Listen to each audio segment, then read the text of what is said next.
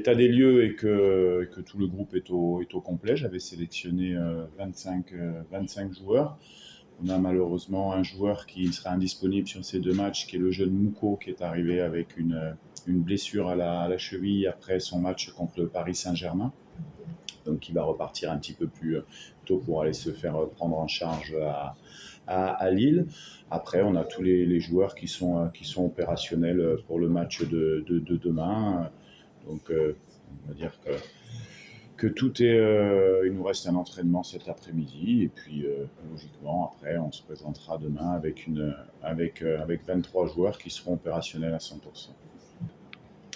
Si vous doutez de Chancel, c'est que vous ne le connaissez pas, mais je pense que vous le connaissez bien. C'est quelqu'un qui s'est entraîné régulièrement à l'OM, qui a même fait des matchs avec l'équipe réserve également.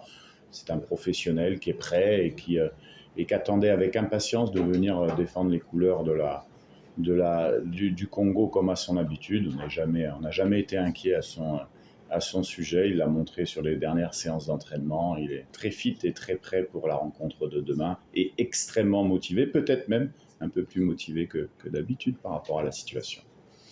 Alors, chaque match a sa vérité. Là, on est lancé dans une nouvelle compétition. Il y a 6 matchs qui vont être très rapprochés en 3 mois. Le match de demain est forcément important parce que on joue à domicile et on lance une nouvelle campagne. Ils sont importants, mais ce sont des matchs qui ne sont pas décisifs non plus pour la qualification. Vous savez, l'objectif de cette campagne est d'être à la CAN au Maroc. Et pour être à la CAN au Maroc, il y a un règlement qui est clair. Il faut être premier ou deuxième du groupe sur les 4. Donc ça, c'est l'objectif.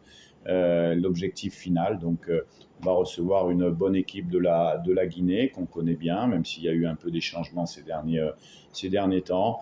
Nous, on fait preuve de beaucoup d'humilité. On sait qu'on reste sur de bons résultats à domicile. C'est vrai, au Stade des Martyrs, qui nous réussit bien. Maintenant, on travaille de manière très professionnelle. Quand je vois sincèrement mes joueurs, comme ils montent dans l'avion pour venir en sélection et qu'ils se mettent à la disposition de la sélection nationale. Pour un sélectionneur, c'est fantastique d'avoir des garçons de cet état d'esprit-là. Demain, c'est un match. On va voir si on fait un bon match, si on fait un match moyen. En tout cas, ce qui est sûr, c'est que sur le terrain, comme à notre habitude, on lâchera pas grand-chose.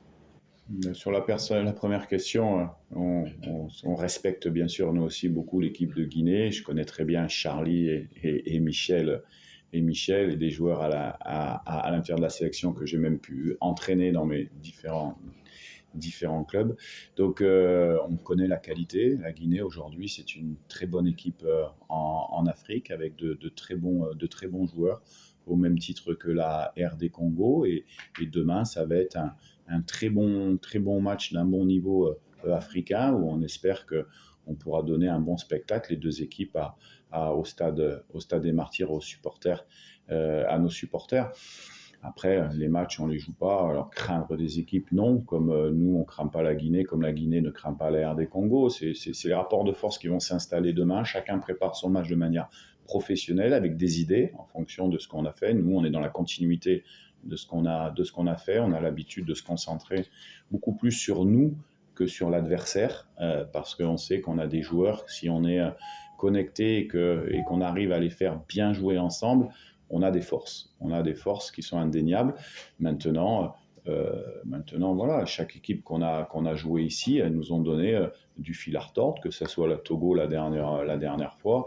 Donc nous, on n'a pas de manque d'humilité, on connaît nos forces, mais en Afrique, on le voit hier, il y a eu 4 matchs de CAN, de qualification à la CAN, il y a eu 3 matchs nuls, une victoire du Soudan par 1-0 contre Niger. C'est terminé l'époque où tout le monde mettait des 4-0, des 5-0, c'est terminé. C'est ça qui est bien. C'est ça qui est bien. Donc, c'est pour ça que le match de demain est intéressant pour les deux équipes. Il est important, mais pas décisif, puisqu'on se rencontrera après dans 2 mois. Oui, tout est possible. Si je sélectionne 23 joueurs, c'est que je pense qu'à un moment donné, ils peuvent nous servir, que ce soit sur le premier ou sur le deuxième match. Donc, après, je ne vais pas vous donner la composition d'équipe aujourd'hui, mais je disais qu'on était dans une forme de continuité.